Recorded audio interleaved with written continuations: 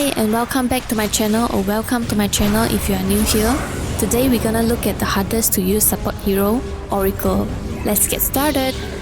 Oracle's first spell is called Fortune's End. He charges up a red orb that, when released, damages roots and purges enemy buff in an area around the target.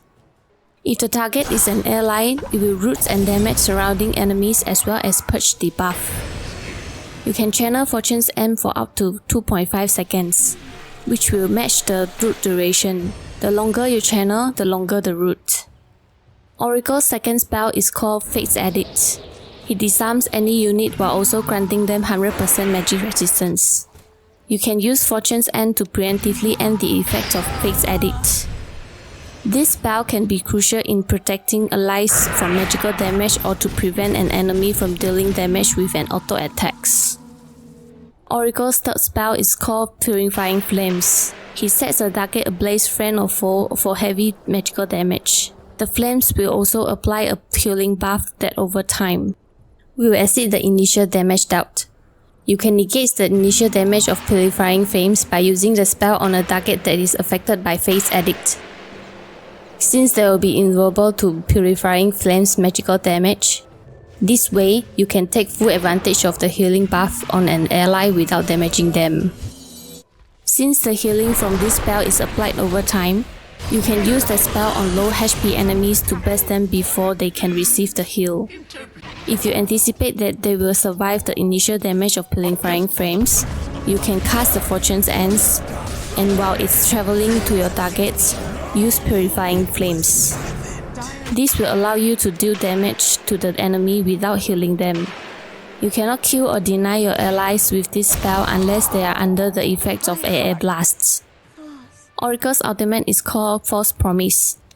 Oracle alters an ally's fate, delaying all healing and damage taken under False Promise ends. Any healing received while under False Promise is doubled. His ultimate will also dispel most negative debuffs and disables upon its initial cast. And now, here are some of the pro tips from iNSaNiA. Keep in mind that False Promise doubles all sources of healing, including items.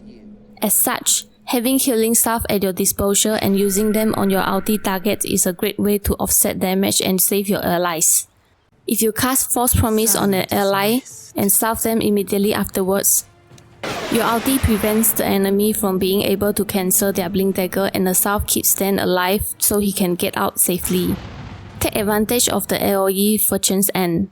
By casting it on your initiator before they go in, this can bring additional lockdown to your targets and provide a layer of defense to your initiator. Here you will see me pre-casting Fortune's End on Primal Beast before he jumps onto Ember Spirit. That way, the maximum root duration will be applied as soon as Primal Beast makes the contact with the Ember Spirit. Here's another way to maximize Fortune's End's potential. I effectively increase the cast range of Fortune's End by placing it on an ally. The enemy is out of my spell's range and is fraction of a second away from TP out safely. However, since my ally is within my spell's reach, I am able to take advantage of Fortune's End AoE to cancel enemies' TP. You don't have to save your ultimate till the last second. Simply purging an important spell off on an healthy ally can be pivotal in a team fight. In this clip, you can see that the enemy Magnus has RP my teammate. I immediately purge the sun from the RP stun, instead of allowing the enemy to follow up and kill him. With level 3 False Promise and the addition of talents at level 20, my ultimate is very low cooldown, and as such, you can use freely to push and then back off and then push again for another fight.